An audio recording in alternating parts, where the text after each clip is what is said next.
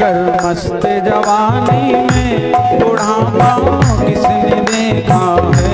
भजन कर मस्त जवानी में बुढ़ापा किसने देखा है। बोल भक्त वत्सल भगवान की। तुम्हारा आज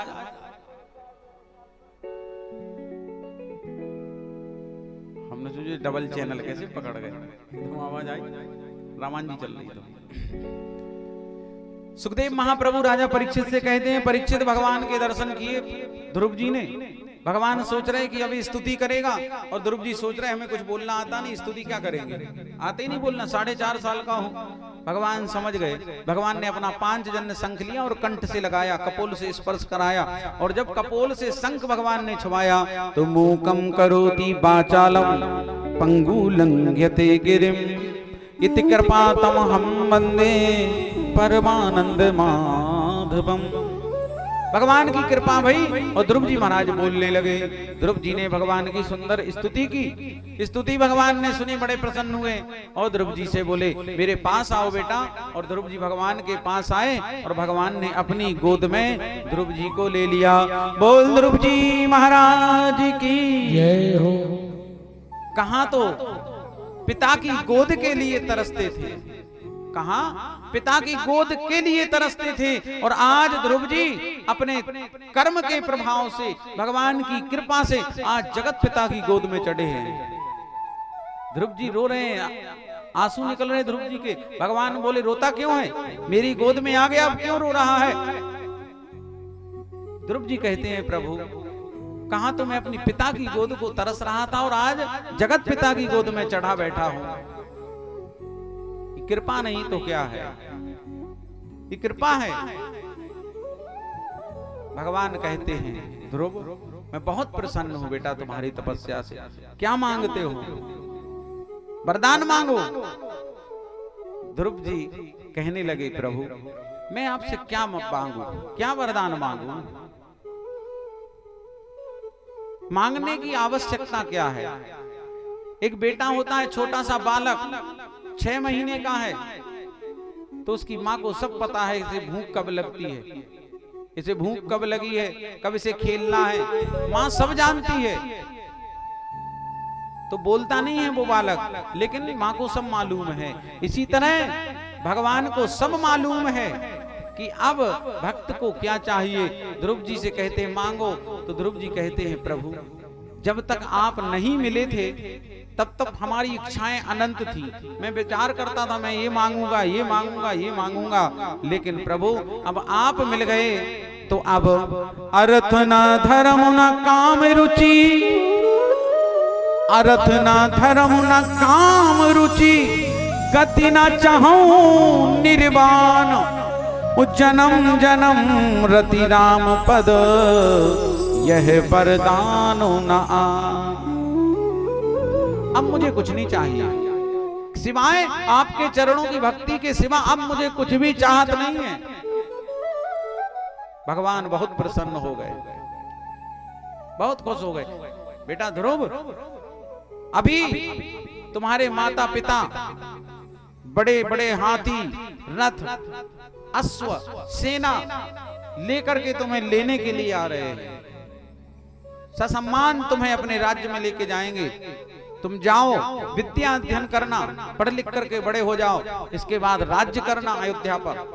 और जब मन भर जाए तो मैं तुम्हें अपना एक लोक दान दे रहा हूं, जो आज से ध्रुव लोक के नाम से जाना जाएगा, जिसे हम ध्रुव तारा कहते हैं। विवाह में ब्याह हो तो ध्रुव तारा के दर्शन कराए जाते, वर वधू को, दूल्हा दुल्हैया को ध्रुव तारा दिखाया जाता है।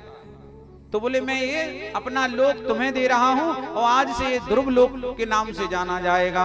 भक्त वत्सल भगवान की। तो ध्रुव जी भगवान अंतर ध्यान हुए और ध्रुव जी के को लेने के लिए, ध्रुव को लेने के लिए पिता, माताएं, बड़े बड़े रथ, गज, अश्व, ढेर सारी सेना, फूल माला लेकर के, गाजे बाजे, पटाखा, और महाराज मालाओं से ही लाद दिया ध्रुव जी को, रथ में ऐसे गोद में लेकर बिठाया गया। ये सब क्यों? ध्रुव जी के नेत्रों में आंसू हैं कि देखो तो एक समय 6 महीना पहले कुछ और स्थिति थी, 6 महीने बाद स्थिति कुछ दूसरी है। इसलिए कहा गया है कि महाराज कभी किसी की भी परिस्थितियों का कभी हमें मजाक नहीं बनाना चाहिए।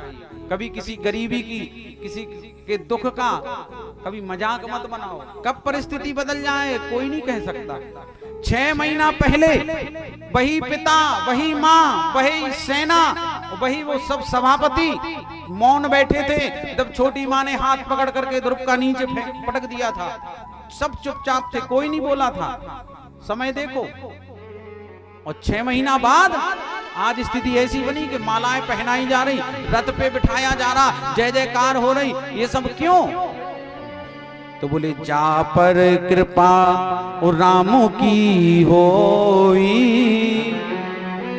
उता पर कृपा करे सब कोई। बोले जिन पर राम जी की कृपा हो जाए, भगवान की कृपा हो जाए, उस पे सब कृपा करने लग जाते हैं। पहले कोई नहीं पूछता था ध्रुव जी से, आज हाथों में लिए लिए फिर रहे। तो कभी भी किसी की परिस्थितियों का हमें मजाक नहीं बनाना चाहिए। स्त्री चरित्रम पुरुषस्य भाग्यम देवो न जानाति कुतोपि मनुष्य। स्त्री का चरित्र और पुरुष का भाग्योदय कब बदल जाए कोई कह नहीं सकता, देवता भी नहीं जानते।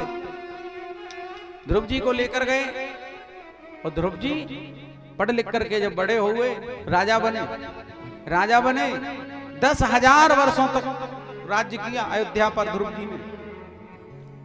और जब वैराग्य हुआ तो भगवान के पार्षद विमान लेकर के आए, विमान में बिठाया और विमान उड़ा। आकाश में जब उड़ते उड़ते पहुंचा तो ध्रुव जी ने पार्षदों से कहा, भैया विमान को लौटा कर ले चलो अयोध्या। क्यों? बोले मैं जिन माताओं की वजह से, जिन माओं की कृपा से मैंने भगवान का धाम पाया, वो माएं हमारी अयोध्या में छूट गई।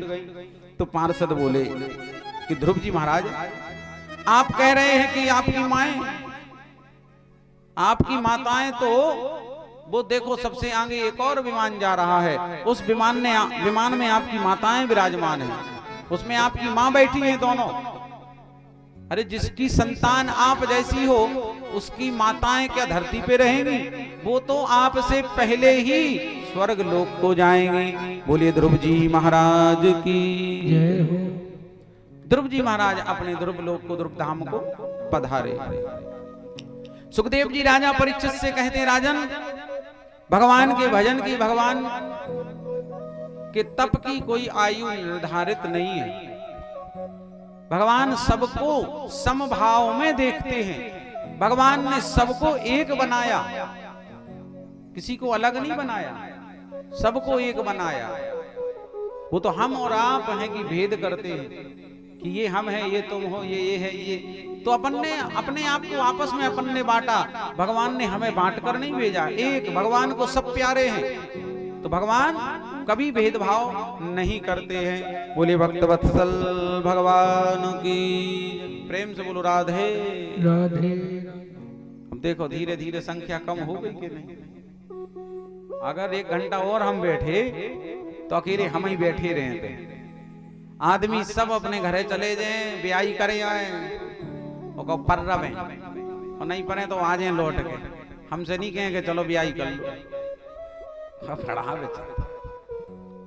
बोले भागवत की कथा हो रही, तो भागवत है? अच्छा, पछाई भंडारो हो रहा, आज सुन रहे के होते पारो आदमी भंडारो कथा से। चलो ठीक, कछु तो मिले। हम कथा नहीं खा रहा आदमी तो खाना ही खा ले वे आके, हमें तो खे नहीं। प्रेम से बोलो राधे राधे। भगवान की बड़ी कृपा है और इतने अच्छे इस गांव के लिए सरपंच मिले, ग्राम प्रधान, हमारे यहाँ प्रधान बोलते हैं यूपी में, आप क्या सरपंच की भागवत की कथा करा रहे? नहीं तो आजकल के सरपंच कथा नहीं कराते, पार्टियां होती हैं केवल। आप देखो आसपास के और गांवों के सरपंच भी होंगे, कथा अथा से कोई लेना देना नहीं रहता, ना गांव के विकास से मतलब ना लोगों से, उनका तो पार्टी चलता है केवल, 5 साल वही चलता रहता है। तो भगवान की कृपा है अपने इस गांव पर कि इतने अच्छे सरपंच मिले कि हर प्रकार से आपकी सेवा में है, और दमदार भी है, दिलेर भी है, कोई कमी नहीं है सरपंच में। और कथा सुनवा रहे हैं तो बस कथा सुनना ही तो है। तो आपसे निवेदन यही करूंगा, कल भगवान का जन्म है, जन्म की कथा है, कल भगवान कृष्ण कन्हैया लाल का जन्मोत्सव मनाया जाएगा। तो आप अधिक संख्या में पधारें, सब लोग आए कि नहीं आए? आएंगे। हम तो कही थी कि कथा मुंगावली में करवा लो, हमने कहा था मुंगावली में करा लो, कथा करा दें। बोले नहीं महाराज, कथा तो गांव में ही कराना है, गांव के लोगों को ही कथा सुनवानी हमें।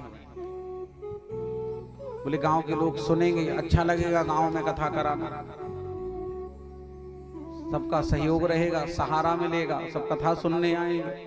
हमने कहा अच्छी बात है, लेकिन अब आ तो रहे हैं, आए ऐसा ही रहे जैसे जी पहले के बाल बच्चे स्कूल जाते, स्कूल गए, बोले हाँ हरनाम सिंह, बोले यस सर, बस और भागे आए घर, केवल हाजिरी भराया है यस सर करके और घरे आ गए।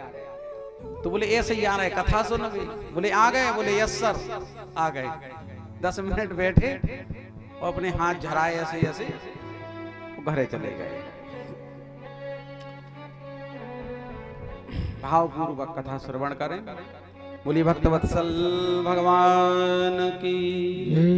कहते हैं कि जिन्हों हरि कथा सुनी नहीं काना,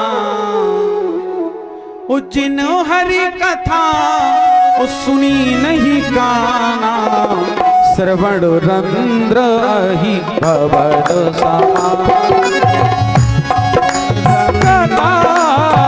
जिन्हें हरि कथा सुनी नहीं काना, श्रवण रंध्र ही भवद समाना, श्रवण रंध्र ही भवद समाना।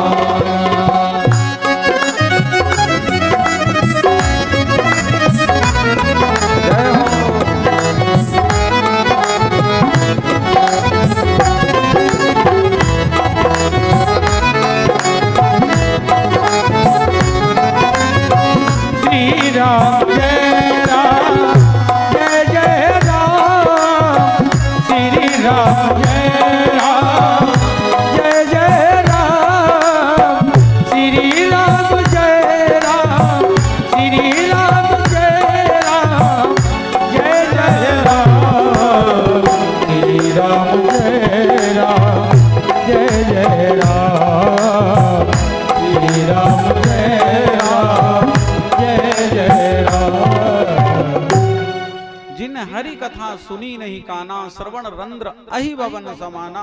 बोले जो कानों से कथा नहीं सुनते, उनके वो कान नहीं है, फिर क्या? बोले श्रवण रंध्र अहि भवन समाना, वो सांप के बिल हैं जिन कानों से भगवान की कथा ना सुनी गई। फिर कानों की शोभा भगवान की कथा को सुनने से। सुखदेव जी राजा परीक्षित को कथा सुना रहे हैं, कह रहे हैं कि साविजित दिशा सर्वा लोकास्त्रीन महासुरा, देवासुर मनुष्येन्द्रान गंधर्व गरुड़ोरुगान। राजा परीक्षित कहते हैं सुखदेव जी से कि हे सुखदेव जी महाराज, भगवान क्या भेदभाव करते हैं? भगवान भेदभाव करते हैं? सुखदेव जी कहते हैं परीक्षित, भगवान यदि भेदभाव करते तो जितना प्यार प्रेम लाड़ दुलार जितना प्रहलाद को मिला, इतना प्रेम इतना लाड़ और दुलार आज तक किसी को मिला ही नहीं है। बोलिए भक्तवत्सल भगवान की। राधे। कहाँ से आए?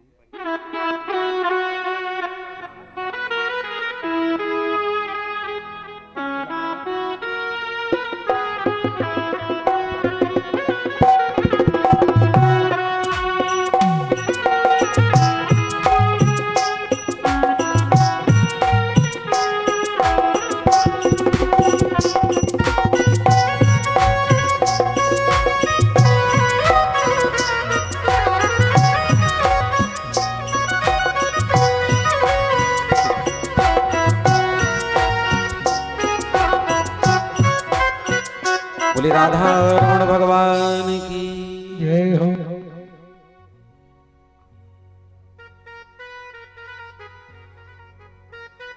प्रेम से बोले राधे राधे।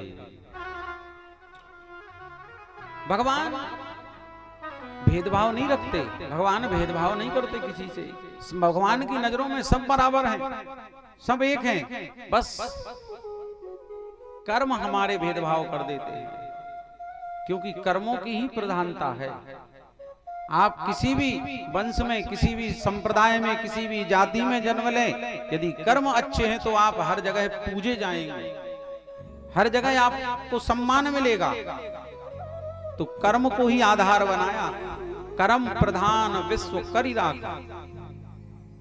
तो कर्म आपने देखा होगा, अपने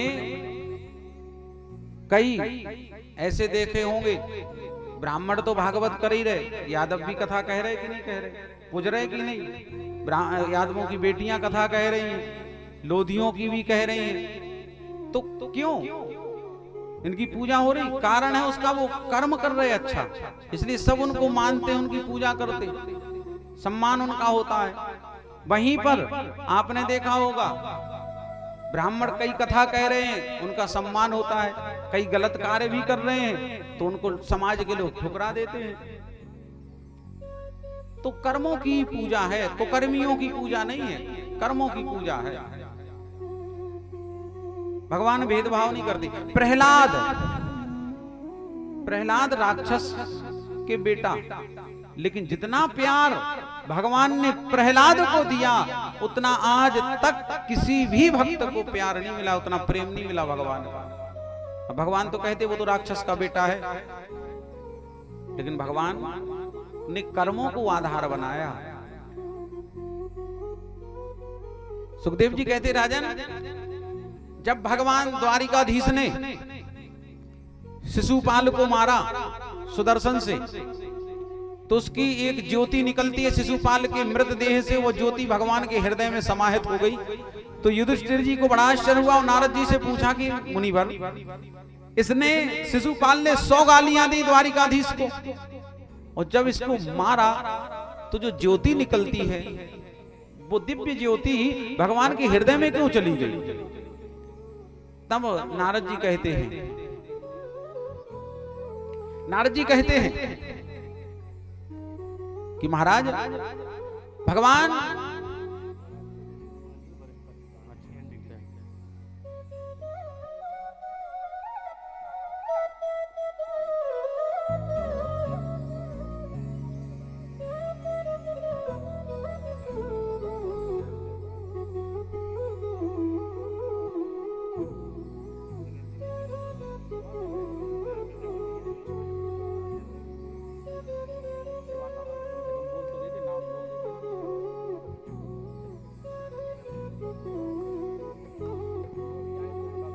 राधे श्री राधे। आज हमारे बीच में हमारे वरिष्ठ पत्रकार एनडीटीवी से श्री सुदेश शर्मा जी और हमारे साथी दिनेश प्रजापति जी चंदेरी से, संतोष जी, ये सभी पत्रकार साथी अपने चंदेरी पहुंचे, वहां से भूल गए कि ठाकुर चंदेरी में आता है, जबकि मंगौली यहाँ से 25 किलोमीटर है वहाँ। तो आज सब अपने बीच में कथा श्रवण करी और रोज अपनी कथा का पूरी रोज मान लो ये कवरेज कर रहे हैं, रोज कथा का पूरी खबरें लगा रहे हैं। और अपना गांव में पहली बार आया हूँ, गांव का पूरा माहौल सब स्थान देखकर बहुत प्रसन्नता हुई लोगों को। और हमारे अभी बीच में थोड़ी देर पहले वो निकल गए भाई साहब अपने चंद्रभान सिंह जी यादव, पंचायत इंस्पेक्टर, वो अभी थोड़ी देर पहले निकली हैं, अब कथा चल रही थी तो मैं बीच में डिस्टर्ब नहीं कर रहा हूँ। महाराज जी उसके लिए क्षमा, ज्यादा डिस्टर्ब नहीं करूंगा, आप अपनी कथा ना। जय श्री राधे। बोल वृंदावन बिहारी लाल की।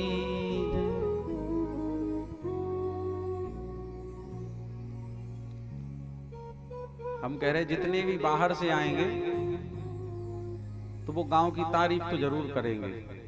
जो यहाँ का माहौल है, जो साफ सफाई है, स्वच्छता है, रोड वोड डल गए, ये सब व्यवस्था बहुत कम गांवों में मिलेगी आपको आसपास के, जो यहाँ है। अच्छा वातावरण है। सुखदेव जी कहते हैं राजा नारद जी ने युधिष्ठिर जी से कहा कि शिशुपाल जो है वो पूर्व जन्म में भगवान का द्वारपाल था। भगवान का बड़ा प्रिय द्वारपाल, राक्षस होना पड़ा उसे ऋषियों के श्राप के कारण। ये पहले अवतार में हिरण्याक्ष और हिरण्यकश्यपु बने। हिरण्याक्ष की कथा आप लोगों को सुनाई। भगवान बराह ने हिरण्याक्ष का उद्धार किया। हिरण्यकश्यपु जो छोटा भाई, जब हिरण्याक्ष मारा गया तो हिरण्याक्ष की पत्नी और माता दिति दोनों रो रहे, बहुत रोए। तो हिरण्यकश्यपु आया और समझाता है अपनी माँ को और भाभी को कि माँ क्यों रोती हो, और भाभी तुम क्यों रो रही हो, क्यों रो रही हो, किसके लिए? तो दिति कहती है मैं अपने बेटा हिरण्याक्ष के लिए रो रही हूं। तो हिरण्यकश्यपु कहता है मां, आत्मा कभी मरती नहीं है, यहां नहीं तो कहीं ना कहीं मेरे भाई की आत्मा तो है। कह रहे नित्य आत्मा वया शुद्धा,